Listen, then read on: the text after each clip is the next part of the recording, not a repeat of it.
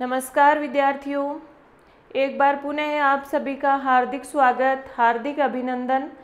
हम सांख्य कारिका पढ़ रहे हैं और सांख्य कारिका में महत्वपूर्ण तथ्यों का अध्ययन हम कर रहे हैं जो प्रश्न परीक्षा में पूछे जाते हैं। उस हिसाब से हम देख रहे हैं चीज़ों को। तो हमने देखा था कि प्रकृति और पुरुष का संयोग पंगु अंधवत होता है, अंधे और लंगड़े के समान। और पुरुष को मोक्ष प्राप्ति के लिए प्रकृति उसका संयोग करती है और पुरुष है वो प्रकृति को दर्शनार्थम दिखाने के लिए, रास्ता दिखाने के लिए उससे संयोग करता है और उससे सृष्टि होती है। और वो जो सृष्टि के 23 तत्व होते हैं वो हमने देखे थे। प्रकृति से उत्पन्न होने वाले 23 तत्वों के बारे में हमने बात की थी। अब प्रकृति और पुरुष किस प्रकार के हैं, उनकी सारी विशेषताएं, उनकी सिद्धि के हेतु सारे हमने देख लिए हैं। अब बात ये आती है कि प्रकृति से जो उत्पन्न होने वाले 23 तत्व हैं उन सब की क्या परिभाषा है और वो सब किस प्रकार से हैं। तो सबसे पहले प्रकृति से क्या उत्पन्न होता है? बुद्धि या महत, बुद्धि या महत। और आपसे प्रश्न पूछेगा बुद्धि अस्ति, बुद्धि है, संकल्पात्मक, अभिमानात्मक या अध्यवसाय। तो तीनों में से बुद्धि क्या है? अध्यवसाय। बुद्धि की परिभाषा है अध्यवसाय है बुद्धि ही। अध्यवसाय का मतलब निश्चय करने वाली। वैसे जितने भी मतलब ये करण है, करण मतलब इंद्रियां, मतलब इन सबको करण कहा गया है। 13 करण बताए गए हैं। एकादश तो इंद्रियां, पंच ज्ञानेन्द्रियां, पंच कर्मेंद्रियां और एक मन। एकादश इंद्रियां और जो मन, जो अहंकार और बुद्धि है, ये सभी मिलके 13 करण कहे गए हैं सांख्य कारिका में। आपसे प्रश्न पूछेगा कर्णम कति विधम त्रयोदश विधम। 13 करण है जिसमें से 3 तो अंतःकरण है। कौन कौन से? बुद्धि, अहंकार और मन। 3 तो अंतःकरण है और 10 बाह्यकरण है। ठीक है, मतलब 3 अंतःकरण मतलब आंतरिक इंद्रियां हैं 3। तो अंतःकरण और बाह्यकरण 13 माने गए हैं ये। इन सब 13 में सबसे महत्वपूर्ण, सबसे प्रधान कौन है? बुद्धि ही है। सारे कार्य मतलब अंतिम फैसला किसका होता है? बुद्धि का ही होता है। इन सबसे प्रधान कौन है? कर्णानाम मध्य प्रधानम किम? बुद्धि। तो अध्यवसाय बुद्धि। बुद्धि क्या है? निश्चयात्मक बुद्धि है। निश्चय करने वाला जो तत्व है, जो करण है, वो बुद्धि कहलाता है। अब बुद्धि के 8 रूप हैं। कितने रूप हैं? 8। तो 4 तो सात्विक रूप हैं और 4 तामसिक रूप हैं। सात्विक रूपों की विशेषता बताकर, सात्विक रूपों के नाम कारिका के अंदर बताकर और फिर कहा गया है तद विपरीतम तामसम। इन सबसे विपरीत हैं वो 4 तामसिक रूप हैं। तो हम इनको तरीके से पढ़ते हैं। सात्विक रूप तो कौन से हैं बुद्धि के? धर्म, ज्ञान, विराग, विराग का मतलब वैराग्य, विराग माने वैराग्य, और ऐश्वर्य। बुद्धि के सात्विकम एतद रूपम। बुद्धि के ये 4 सात्विक रूप हैं, धर्म, ज्ञान, विराग और ऐश्वर्य। और जो तामसिक रूप हैं वो इनसे विपरीत हो जाएंगे। तद विपरीतम, अधर्म, अज्ञान, अवैराग्य। अवैराग्य का मतलब होता है राग। वैराग्य मतलब मन में किसी तरह का राग द्वेष नहीं होना, और अवैराग्य मतलब राग द्वेष से युक्त होना, और अनैश्वर्य। तो बुद्धि के 4 सात्विक रूप कौन से हैं? बुद्धि के पहला प्रश्न तो ये बनता है बुद्धि के रूप कितने हैं? 8 रूप हैं। 4 उनमें से सात्विक हैं। प्रश्न पूछेगा निम्न में से बुद्धि का सात्विक रूप कौन सा है? तो 4 बुद्धि के सात्विक रूप हैं, धर्म, ज्ञान, विराग और ऐश्वर्य। और तामसिक रूप हैं अधर्म, अज्ञान, अवैराग्य और अनैश्वर्य। ठीक है, ये बात हो गई बुद्धि की। बुद्धि से, प्रकृति से महत या बुद्धि उत्पन्न होता है। बुद्धि से क्या उत्पन्न होता है? अहंकार उत्पन्न होता है। ठीक है, अहंकार की परिभाषा क्या होगी? अभिमानो अहंकार है।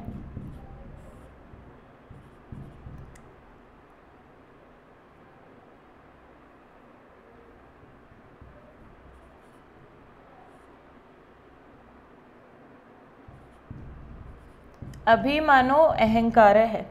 अभिमान ही अहंकार है। अभिमान की परिभाषा, अभिमान क्या, अहंकार क्या है? अभिमान ही अहंकार है। आपको शब्द याद रखने हैं। बुद्धि क्या है? अध्यवसाय। बुद्धि के लिए किस शब्द का प्रयोग हुआ है? अध्यवसाय। और अहंकार के लिए अभिमान का प्रयोग हुआ है। अभिमानो अहंकार है। और तस्मात्, कस्मात् अहंकारात्, इस अहंकार से,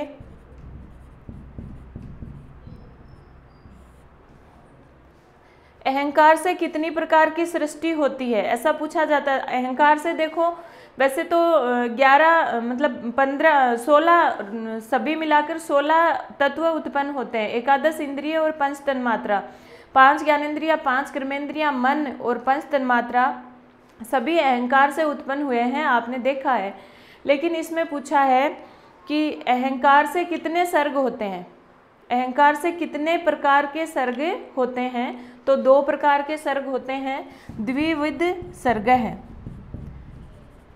अहंकारात् द्विविधः सर्गः प्रवर्तते।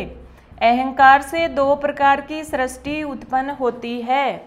अहंकारात् कतिविधः सर्गः प्रवर्तते, अहंकारात् द्विविधः सर्गः प्रवर्तते, जिसमें से प्रथम तो क्या है अपना एकादश इंद्रियों का समूह है। प्रथम एकादश इंद्रिय और दूसरा सर्ग है 5 तन्मात्रा। ठीक है। अहंकारात् कतिविधः सर्गः प्रवर्तते द्विविधः, और वो द्विविधः कौन है? ये दोनों। ठीक है। अब अहंकार के बाद में किसकी बात आती है? 5 ज्ञानेंद्रियों की। सबसे पहले अहंकार से जो उत्पन्न होते हैं उनको देखते हैं।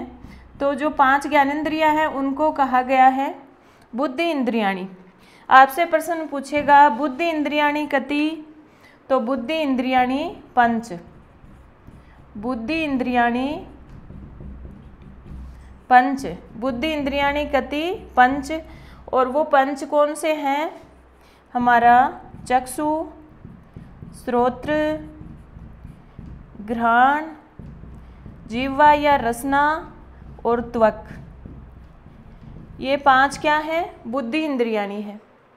5 बुद्धि इंद्रियों के बाद आती है बात कर्मेंद्रियों की। कर्मेंद्रियाणि, कर्मेंद्रियां कितनी हैं? ये भी 5 हैं। कौन कौन सी? वाक, पाणी, पाद, पायु और उपस्थ। सभी जानते हैं ये क्या है। ज्ञानेंद्रियां कौन सी हैं, कर्मेंद्रियां कौन सी हैं, उनकी बात सबने कर ली। अब जो अगली चीज उत्पन्न होती है किससे? अहंकार से, वो है मन। तो उसकी बात भी बताई गई है। यहाँ देख लीजिए मन के बारे में। मन क्या है? मन की विशेषता बताई है संकल्पात्मक मन है। मन है वो संकल्पात्मक है, संकल्प करने वाला है, विचार करने वाला। जो हमारे शरीर का करण होता है वो क्या कहलाता है? मन कहलाता है। और ये मन क्या है? उभयात्मक। आपसे प्रश्न पूछेगा उभयात्मक इंद्रिय क्या है? तो मन। और ये क्या है? साधर्म्यात इंद्रिय है। साधर्म्यात इंद्रिय मन है वो साधर्म्यात इंद्रिय है, मतलब दूसरों के साथ से इंद्रिय बन गया है। 5 ज्ञानेंद्रियों और 5 कर्मेंद्रियों के साथ रहने से ये इंद्रिय बन गया, बाकी ये इंद्रिय नहीं था। तो आपसे प्रश्न पूछेगा साधर्म्यात इंद्रिय क्या है? साथ रहने से इंद्रिय कौन बन गया है? तो मन है। उभयात्मक इंद्रिय क्या है? मन है। साधर्म्यात इंद्रिय क्या है? मन है। और संकल्पात्मक क्या है? मन है। और मन की परिभाषा पूछी जाए तो संकल्पात्मक मन है। ठीक है। तीनों चीज याद रखेंगे। अध्यवसायो बुद्धि, अभिमानो अहंकार है और संकल्पात्मक मन है। ठीक है। ये हो गई इंद्रियों की, इनकी सबकी परिभाषा। अब इनकी वृत्ति, इनका व्यापार, इनका काम क्या है वो इनको यहाँ से देख लीजिए, फिर आगे बढ़ते हैं।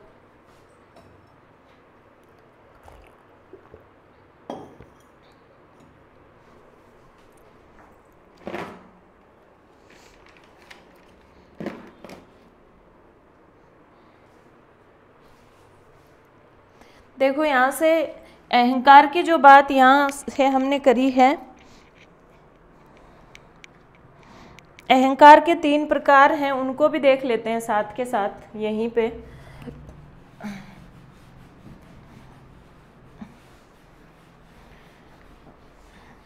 आपसे प्रश्न पूछेगा अहंकार है कतिविध है, अहंकार कितने प्रकार का है, तो त्रिविध है।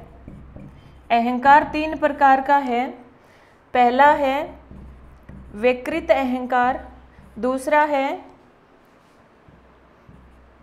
भूतादि अहंकार और तीसरा है तेजस अहंकार। विकृत अहंकार, भूतादि अहंकार और तेजस अहंकार। जो विकृत अहंकार है वो सात्विक है। विकृत अहंकार किस प्रकार का है, सात्विक प्रवृत्ति का है। भूतादि है वो तामसिक प्रवृत्ति का है और तेजस है वो राजसिक प्रवृत्ति का है। विकृत अहंकार से क्या उत्पन्न होते हैं, इनको याद कैसे रखेंगे, पहले ये देखो, हमें जो याद करवाया था हमारे सर ने ऐसे करवाया था और अभी तक याद है। आपको ये क्या याद रखना है, वैसा भूत तेरा। अहंकार के प्रकारों में आपको यही याद रखना है, वैसा भूत तेरा। और जो इससे क्या याद हो जाएगा, वैसे मतलब वैकृत, और सा मतलब सात्विक। भू यानी भूतादि, तय यानी तामसिक प्रवृत्ति, ते यानी तेजस और रा यानी राजसिक प्रवृत्ति। वैसा भूत तेरा से तीनों प्रकार का अहंकार आपको याद हो जाएगा। तो वैकृत अहंकार से हमारी एकादश इंद्रिय उत्पन्न होती है। वैकृत अहंकार से देखो क्या क्या उत्पन्न होता है। अहंकार से एकादश इंद्रिय और पंच तन्मात्रा उत्पन्न होती है। तो इसमें से जो वैकृत अहंकार है उससे एकादश इंद्रिय उत्पन्न होती है। भूतादि से पंच तन्मात्रा उत्पन्न होती है। और जो तेजस अहंकार है उससे उभय दोनों ही उत्पन्न होते हैं। तेजस अहंकार से 11 इंद्रिय और पंच तन्मात्रा दोनों ही उत्पन्न होते हैं। तो ये हो गई इनकी बात। अब सभी इंद्रियों की वृत्ति यानी इंद्रियों का व्यापार क्या है, ज्ञानेंद्रियों का क्या कार्य है, कर्मेंद्रियों का क्या कार्य है, उसको देखना है।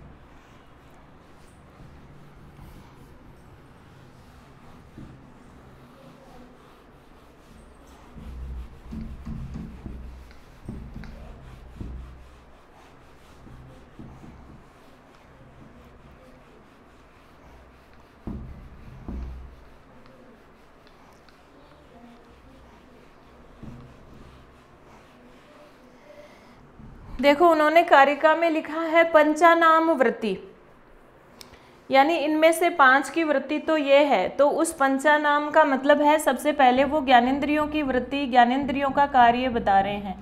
पंचानाम ज्ञानेंद्रियानाम वृत्ति, 5 ज्ञानेंद्रियों की वृत्ति, 5 ज्ञानेंद्रियों की वृत्ति क्या है, इसके लिए कहा है रूप आदिषु आलोचन मात्रम वृत्ति। यानी 5 ज्ञानेंद्रियों की वृत्ति आलोचन मात्र है, संवेदन मात्र है, संवेदना मात्र है। रूप आदिषु आलोचन मात्रम वृत्ति। तो इसका मतलब क्या है, जो 5 ज्ञानेंद्रियां हैं उनकी वृत्ति क्या है। देखो 5 ज्ञानेंद्रियां कौन सी है, चक्षु, श्रोत्र, रसना, त्वक और घ्राण, इन सब का कार्य है। तो इनका कार्य रूप आदि के प्रति संवेदना मात्र है, आलोचन मात्र है। तो चक्षु का व्यापार तो किसके प्रति होता है, रूप के प्रति। यानी चक्षु का कार्य क्या है, सिर्फ देखना, और देखना किसको, रूप को। तो चक्षु की संवेदना किसके प्रति होती है, रूप के प्रति। श्रोत्र की शब्द के प्रति, श्रोत्र शब्द को ग्रहण करता है। रसना की प्रवृत्ति होती है रस के प्रति, और त्वक की स्पर्श के प्रति, और घ्राण की प्रवृत्ति होती है गंध के प्रति। तो इनका कार्य है इन सब को मतलब महसूस करना, इनकी संवेदना करना। तो आपसे प्रश्न पूछेगा ज्ञानेन्द्रियाणाम वृत्ति, तो आपके यही चीज आएगी ऑप्शन में, रूप आदिसु आलोचन मात्रम। सिर्फ रूप का नाम दिया है, पांचों का नाम नहीं दिया। इस रूप से पांचों का ग्रहण है, शब्द स्पर्श रूप रस गंध। तो रूप आदिसु आलोचन मात्रम वर्ती, पंचानाम। इसके बाद पंचानाम, दूसरे जो पंच हैं, पंचानाम कर्मेंद्रियाणाम वृत्ति। 5 कर्मेंद्रियों की क्या वृत्ति है? 5 कर्मेंद्रियों का कार्य क्या है? वचन, आदान, विहरण,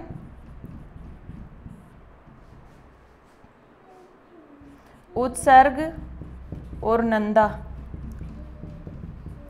5 कर्मेंद्रियों का कार्य क्या है?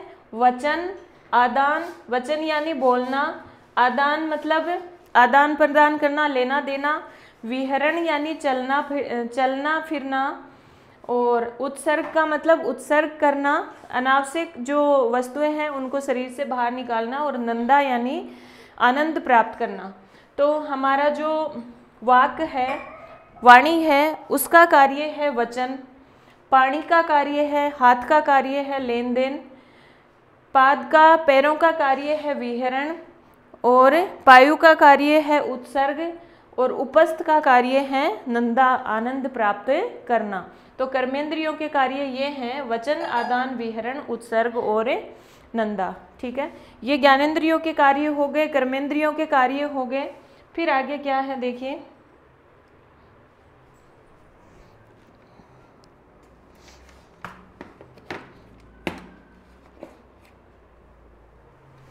अब इसमें ये बताया है कि जो 3 अंतःकरण है, त्रयस्य लिया है, और त्रयस्य का मतलब है अंतःकरण।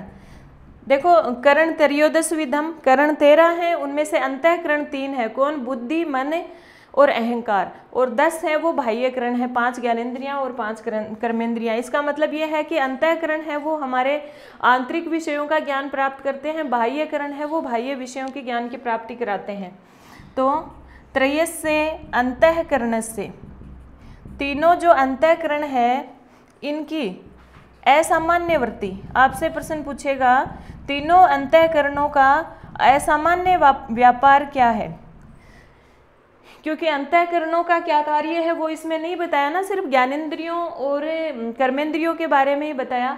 तो इन्होंने कहा कि अंतःकरण जो है उनकी असामान्य वृत्ति क्या है? तो इनकी असामान्य वृत्ति है स्वलक्षण्य, स्वलक्षण्य, यानी इनका जो अपना अपना लक्षण है वही उनका असामान्य व्यापार है। जैसे बुद्धि का कार्य अध्यवसाय है, सोच विचार करना है, अहंकार का कार्य अभिमान करना है, और मन का कार्य संकल्प करना है। तो इनका जो अपना अपना लक्षण है वो ही इनका असामान्य व्यापार है। और सामान्य व्यापार सभी जो इंद्रिय है, ये सामान्य व्यापार, सामान्य वृत्ति सभी की बताई है। सामान्य वृत्ति किन की? जो सभी करण हैं उनकी सामान्य वृत्ति क्या है? प्राण आद्यः पंच वायवः है। आपसे प्रश्न पूछेगा कि इंद्रियों की सामान्य वृत्ति क्या है? तो सामान्य वृत्ति है प्राण आद्यः पंच वायवः है, यानी 5 प्रकार की वायु मानी गई है हमारे शरीर में, वो ही इन इंद्रियों का सामान्य व्यापार है। 5 वायु कौन सी हैं? प्राण, अपान, व्यान, उदान और समान। आगे इनके बारे में भी आपको देखने को मिलेगा, प्राण, अपान, व्यान, उदान और समान। प्राण जो है वो प्राक गमन वर्ती है, जो वायु प्राक गमन यानी ऊपर की ओर जो जाती है वो है प्राण। उस वायु को क्या कहते हैं? प्राण। जो नासाग्रवर्ती, नासिका आदि स्थानों पर रहती है। फिर है जो अपान है वो अवाक गमन, जो शरीर में नीचे की ओर रहती है, मतलब गुदा आदि स्थानों पर रहती है। और जो व्यान है वो विश्व गमनवान, संपूर्ण शरीर में गमन करती है। प्राण, अपान, व्यान। और जो उदान है वो कंठ स्थानीय होती है, वो कंठ स्थानीय होती है उदान। और समान जो है सर्व समीकरण वान, यानी हम जो भी खाते पीते हैं, अन्न पान आदि है, उनको पचाने का कार्य कौन करती है? समान। तो ये 5 प्रकार की वायु जो है वो इंद्रियों की सामान्य वृत्ति है। और असामान्य वृत्ति क्या है? अंतःकरण की असामान्य वृत्ति अपना अपना लक्षण है। चलिए आगे जो बात है वो है कि कर्णम, चलो इनको मिटा देते हैं। आगे जो आपसे जो प्रश्न पूछा जाएगा, जो प्रश्न यहाँ से बनता है वो ये है कि जो इंद्रियां अपना अपना कार्य तो कर रही हैं, लेकिन इन इंद्रियों के कार्य करने का कारण क्या है, हेतु क्या है?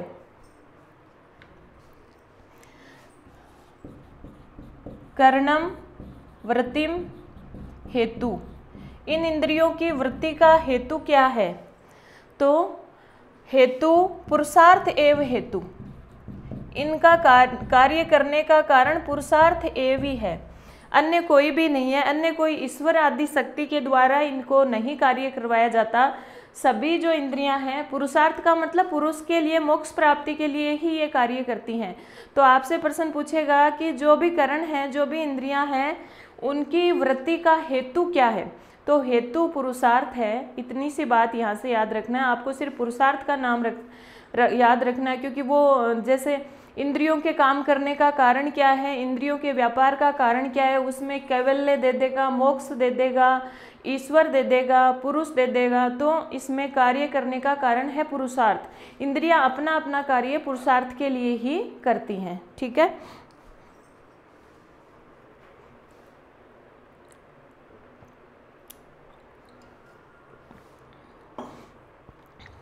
अगर यहाँ से आपसे प्रश्न पूछा जाए कि कर्णम कति विदम, इंद्रियां मतलब जो करण है वो कितने हैं, तो करण त्रयोदश विदम, 13 प्रकार के करण हैं, जिसमें से अंतःकरणम त्रिविधम। अंतःकरण कितने हैं? 3 हैं। कौन कौन से? मन, बुद्धि और अहंकार। और बाह्यकरण 10 एव, बाह्यकरणम 10 प्रकार के हैं। और बाह्यकरण 10 हैं। और इनके कार्य क्या है? इन सभी करणों के कार्य आहार्य, धार्य और प्रकाश से। इन सब के कार्य हैं किसी भी वस्तु को आहरण करना, मतलब ग्रहण करना। धार्य मतलब अपने अंदर धारण करना, और प्रकाश से मतलब फिर प्रकाशित करना। तो सभी करणों का, सभी इंद्रियों का कार्य क्या है? आहार्य, दाहार्य और प्रकाशीय। आहार्य का कार्य कौन करता है? किसी भी चीज को ग्रहण करने का कार्य तो हमारी कर्मेंद्रियां करती है। धार्य, धारण करने का कार्य हमारे अंतःकरण करते हैं। ठीक है। और प्रकाशन का कार्य हमारी ज्ञानेंद्रियां करती है। ठीक है। आपसे प्रश्न यही पूछेगा कि इंद्रियों के कार्य क्या है? कर्णा नाम कार्यम किम आहार्य, धार्य और प्रकाश्यम। ठीक है। तो ये सभी करण के, सभी इंद्रियों के कार्य हो गए। अब जो अंतःकरण है त्रिविधम, जो त्रिविध अंतःकरण है, त्रिविध अंतःकरण जो हैं, इनके विषय हैं कौन? बाह्यकरण। अंतःकरणों के विषय ही बाह्यकरण कहलाते हैं। 3 प्रकार के अंतःकरण जो हैं, यही अपने बाह्यकरणों से कार्य करवाते हैं। तो 3 प्रकार के करणों के विषय बाह्यकरण हो गए। अब यहाँ से ये प्रश्न पूछेगा कि बाह्यकरण है वो किस काल को ग्रहण करते हैं? वर्तमान काल को कि भविष्यत काल को? यानी हमारे जो बाह्यकरण हैं 10, वो किस काल के बारे में जानकारी लगा सकते हैं? इतना तो आप भी जानते होंगे कि हमारे जो 5 ज्ञानेंद्रियां हैं, 5 कर्मेंद्रियां हैं, वो सिर्फ वर्तमान काल को ही जान सकती हैं। 5 ज्ञानेंद्रियां, 5 कर्मेंद्रियां सिर्फ वर्तमान काल को ही तो जान सकती हैं।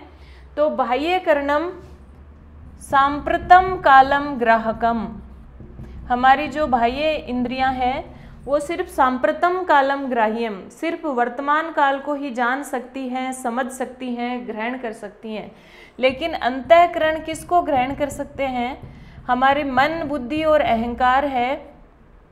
आपको पता है कि मन, बुद्धि और अहंकार शरीर के साथ ही ट्रांसफर हो जाते हैं, यानी एक शरीर खत्म हुआ और वापस जो सूक्ष्म शरीर है, लिंग शरीर है, जब दूसरे शरीर में प्रवेश करता है तो पिछली बुद्धि, आप देखते हैं कई कई व्यक्ति हैं जो मतलब जन्म से ही इतने प्रतिभाशाली होते हैं, तो उनमें पिछले जन्म की बुद्धि मतलब संचित रहती है। तो ये सब चीज़ें हैं। अंतःकरण जो है हमारे तीनों ही वो त्रिकालम ग्राहकम, तीनों काल को जानने वाले होते हैं। आपसे प्रश्न पूछेगा सांप्रतम कालम ग्राहकम बाह्यकरणम और त्रिकालम ग्राहकम अंतःकरणम।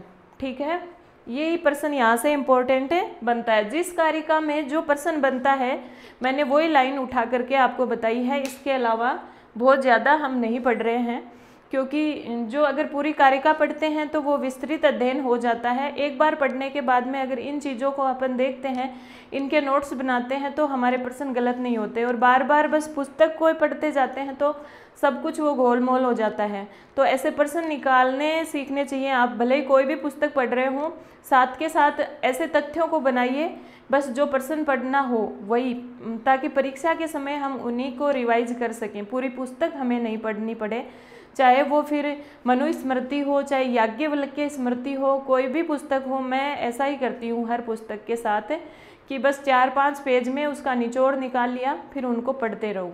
लेकिन एक बार पुस्तक पढ़ना ज़रूरी होता है। ठीक है, चलो आगे की बात हम कल करेंगे। धन्यवाद।